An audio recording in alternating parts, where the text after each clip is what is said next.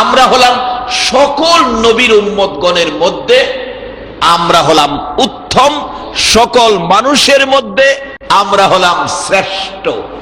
এখন এই শ্রেষ্ঠত্ব ধরে রাখতে গেলে কোরআন শরীফে আল্লাহ আমাদের উদ্দেশ্যে ফয়সালা দিয়েছেন, ইয়া আইয়ুহাল্লাযীনা আমানু দুখুলু ফিস-সিলমি কাফা। ও ঈমানদার বিশ্বাসীরা। ঈমানদার বিশ্বাসীরা বলতে গেলে শুধু যারা আমরা মসজিদে আসছি আমরা না, যারা পুরুষ আছি আমরা না, এখানে মহিলারাও ঈমানদার। মহিলাদের মধ্যে ঈমানদার আছে না? আল্লাহু আকবার বলুন। মহিলাদের মধ্যেই ঈমানদার বেশি। ঈমানের শক্তিতে, ঈমানের বলে বলিয়ান হয়ে রহমতের নবীর পক্ষ নিয়ে নবীর ভালোবাসায় সর্বপ্রথম পৃথিবীর জমিনে যিনি জীবন দিয়েছিলেন ইনি হলেন মহিলা হযরতে সুমাইয়া রাদিয়াল্লাহু তাআলা। এখানে আমরা ওয়াজ শুনতে এসেই আমরা যেন আমরার কথাই শুধু না ভাবি, মহিলাদেরকেও যেন আমাদের সাথে রাখি। ইয়া আইয়ুহাল্লাযীনা আমানু দুখুলু ফিস-সিলমি কাফা। এটা আল্লাহ পাকের ওয়াজ। ও ঈমানদার বিশ্বাসী নর নারী সকলের কথা বলছে। ঈমানদার যারা সকলকে বলছে তোমরা পুরাপুরি ভাবে ইসলামের মধ্যে ঢুকে যাও। ইসলামে ঢুকে যদি জীবন যাপন করতে পারি তাহলে যেদিন আমাদের মৃত্যুর ঘন্টা বাজবে, মৃত্যুর পরোয়ানা জারি হবে, তখন আমাদের মৃত্যুটা হয়তো ওই জায়গায় যাইতে পারে। ওয়ালা তাকুলু লিমান ইউকতালু ফি সাবিলিল্লাহি আমওয়াত। আল্লাহ বলছেন আমার রাস্তায় যারা মৃত্যুবরণ করেছে তাদেরকে তোমরা মৃত বলো না, তারা জীবিত, তোমরা অনুভব করতে পারো না। কোরআন শরীফের আরেক জায়গায় বলছে বাল আহিয়াউন ইনদা রাব্বিহিম ইরযাকুন। তোমরা যেমন দুনিয়াতে খাইতেছো আমিও আমার রাস্তায় মৃত্যুবরণকারীকে কবরের মধ্যে আমি খাওয়াইতেছি। এই দরজা, এই মর্যাদা পাইতে গেলে আল্লাহর ওয়াজ মানতে হবে, ঢুকতে হবে পুরাপুরি ভাবে ইসলামের ভিতরে। কিন্তু এই কোরআন শরীফের এই সমস্ত কথাগুলো বুঝতে গেলে, মানতে গেলে এখন মানতে হবে নবীজির কথা। কোরআনের ব্যাখ্যা হলো নবী। কোরআনের ব্যাখ্যা কি? নবী। এই নবীর কথা মানতে কি আপনারা রাজি আছেন? কেন মানবেন না? আমার নবী আপনার আমার পক্ষ নিতে যাইয়া, আপনার আমার ভালোবাসায় যাইয়া, আমার নবী 63 বছর জিন্দিগি, কোনদিন নবী রাত্র ভরে ঘুমায় না, কোনদিন আমার নবী পেট ভরে খানা খায় না, কোনদিন ভালো পোশাকও আমার নবী গায়ে দেয় না। নবী যেদিন মেরাজের সফরে যাবেন আমার আল্লাহ জিবরাইলকে পাঠান, জিবরাইল রে আমার বন্ধুকে দাওয়াত করেছি, আমার বন্ধুকে নিয়ে আসো। জিবরাইল প্রশ্ন করলেন কি দিয়ে আপনার বন্ধুকে আনবো? আরে জিবরাইল আমার বন্ধুর জন্য আমি বুরাক বানাইয়া রাখছি, জান্নাত থেকে একটা বুরাক নিয়ে রওনা হও বন্ধুকে আনার জন্য। জিবরাইল বুরাক নিয়ে রওনা হবেন। আমার আল্লাহ ডাকে জিবরাইল রে আমার বন্ধু উম্মতের মায়ায় রে, উম্মতের ব্যথায় ব্যতীত হইয়া রে নবী জীবনে কোনোদিন ভালো পোশাক নবী গায়ে দেয় না। রে জিবরাইল, জিবরাইল রে ও জিবরাইল আমার বন্ধু উম্মতের ব্যথায় এত ব্যতীত, উম্মতের মায়া নবী এত বেশি রে, জীবনে কোনোদিন ভালো পোশাক নবী গায়ে দেয় না। আজকে আমার বন্ধুকে নিয়ে আসবি, আরশের ফেরেশতারা দেখবে, আসমানের ফেরেশতারা দেখবে, জান্নাতি হুরবালারা দেখবে রে, আমার বন্ধুকে দেখার জন্য সকল ফেরেশতারা পাগল পাগল হয়ে রইছে। আল্লাহু আকবার। জিবরাইল যা যা জান্নাত থেকে আমার বন্ধুর জন্য সুন্দর সুন্দর পোশাক নিয়ে যাও। আমার বন্ধুকে বলবি ওই পোশাকগুলো পাল্টাইয়া জান্নাতি সুন্দর পোশাক পরার জন্য। জিবরাইল সুন্দর পোশাক আমার নবীর সামনে হাজির করে দিলে, ইয়া রাসূলুল্লাহ এত দূরে যাবেন, আরশ দেখবেন, জান্নাত দেখবেন, জাহান্নাম দেখবেন, আকাশগুলো দেখবেন, সকল ফেরেশতারা আপনাকে দেখবে। পোশাকগুলি খুলে ফেলুন, এই সুন্দর জান্নাতি পোশাকগুলি পরুন। আমার নবী এতিমের মতো গাল বেয়ে চোখের পানিগুলো জর্জর করে ছেড়ে দিছে। জিবরাইল, এত সুন্দর পোশাক কার জন্য আনছো? জিবরাইল বলে, ইয়া রাসূলুল্লাহ, এই পোশাক জান্নাত থেকে আপনার জন্য বাজেট হয়েছে, যাবেন এত দূরে সফর করতে, ভালো পোশাক পরতে হবে। আমার নবী চোখের পানি ছেড়ে ছেড়ে পোশাকের দিকে তাকিয়ে আছেন। জিবরাইল প্রশ্ন করে, ইয়া রাসূলুল্লাহ, পোশাক ব্যবহার করবেন না, গায়ে দিবেন না, পোশাকের দিকে তাকিয়ে চোখের পানিগুলো কেন ছেড়ে দিলেন? আমার নবী বলেন, জিবরাইল রে, আমি জানতে চাই রে জিবরাইল, এত সুন্দর পোশাক আমার জন্য আনছো, আমি জানতে চাই এই সুন্দর পোশাক আমার গুনাহগার উম্মতে পাবেনি?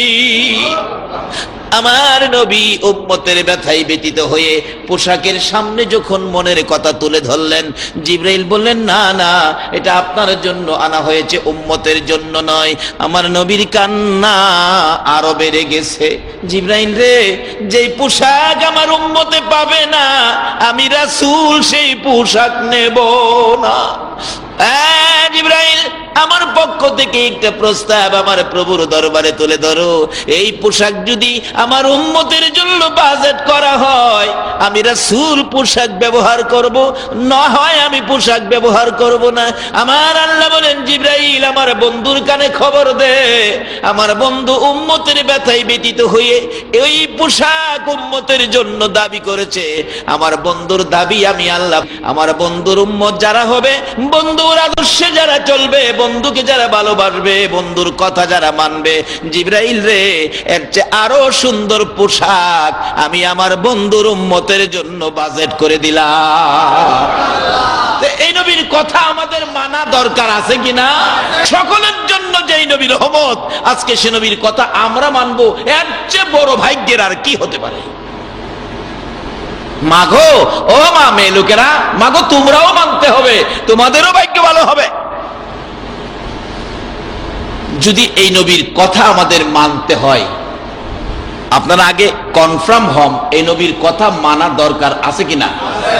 এটা কিন্তু আমাদের সামাজিক নেতা নেত্রীদের পরামর্শ নয়, আমাদের জাতীয় সংসদে নয়, জাতীয় সমস্ত পৃথিবী জুড়ে যেই পরিষদ আছে, জাতিসংঘের পরামর্শ নয়। আল্লাহ নিজে বলেছে, তোমরা আমার হাবিবের কথাগুলি মানো। তাহলে এই হাবিবের কথা, এই নবীর কথা মানা আমাদের দরকার আছে কি? তাইলে নবীজি একটা কথা আপনাদের সামনে আনলাম, একটা চিঠি, একটা কথা প্রথমত আনলাম। সেই কথাটা হলো, রাসূল বলছে, তলাবুল ইলমি ফারিজাতুন আলা কুল্লি মুসলিমিউ ও মুসলিমা। মুসলমান মেয়ে এবং পুরুষ, মুসলমান মেয়ে এবং পুরুষ প্রত্যেকের জন্য যেই কথাগুলো বললাম, কোরআনের যেই কথাগুলো আপনাদের সামনে দিলাম, এই কথাগুলো বোঝার জন্য, আল্লাহ পাওয়ার স্বার্থে এই কথাগুলো বোঝার জন্য রাসূল বলছে, প্রত্যেকটা মুসলমান মেয়ে এবং পুরুষের এই পারপাস জ্ঞান অর্জন করা তোমাদের উপর ফরজ। আল্লাহ বলছেন নবীর কথা মানতেন। আমরা কি সারা দেশের মানুষ কি পুরাপুরি ভাবে নবীর কথা কি আমরা মানতেছি?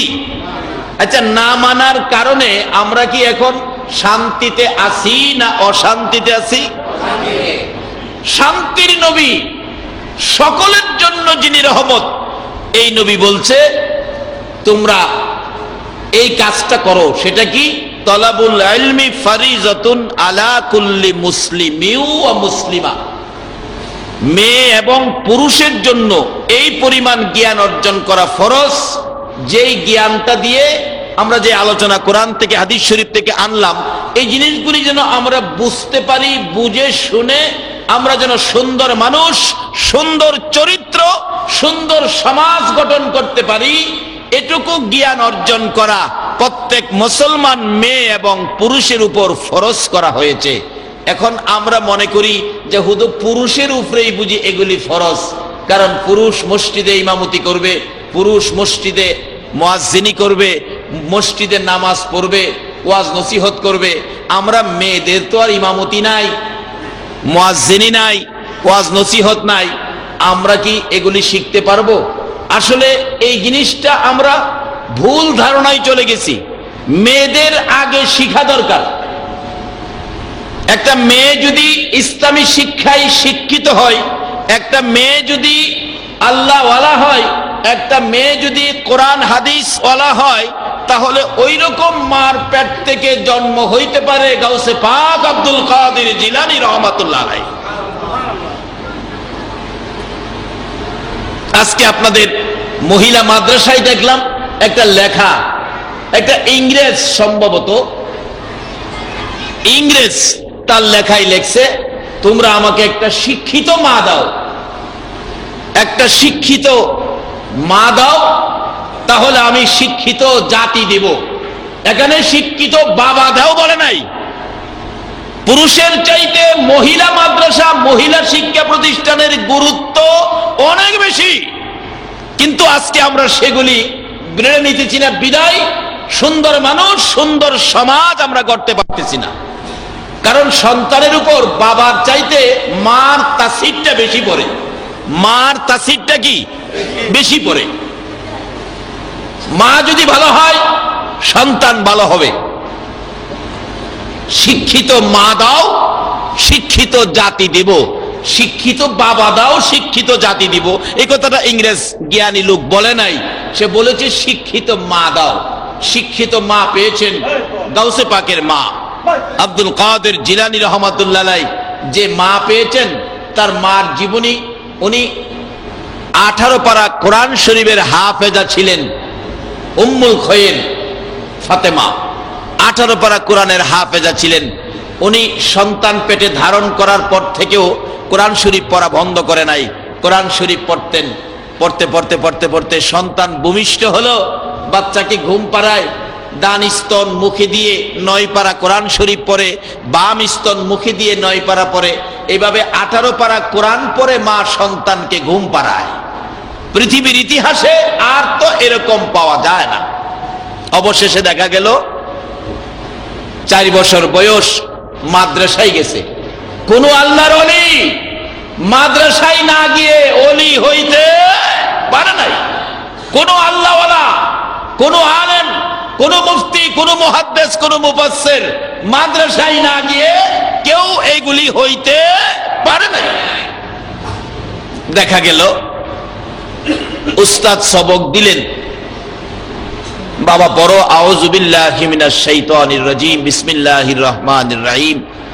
আব্দুল কাদের জিলানী উনি আউযু বিল্লাহ বিসমিল্লাহ পরে সূরা ফাতিহা শুরু করছে। উস্তাদ বলেন, বাবা কইলাম কি আর কও কি? হুজুর ভুল হইলে আমারে বাধা দিয়েন। সূরা বাকারা শুরু করছে। এইভাবে পড়তে পড়তে 1 পারা শেষ, 2 পারা শেষ, 3 পারা শেষ। উস্তাদ চাইরিছে, সবক দিলাম কি আর আমারে শোনাইতেছে কি?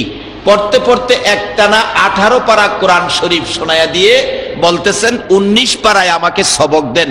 জিজ্ঞেস করলেন আব্দুল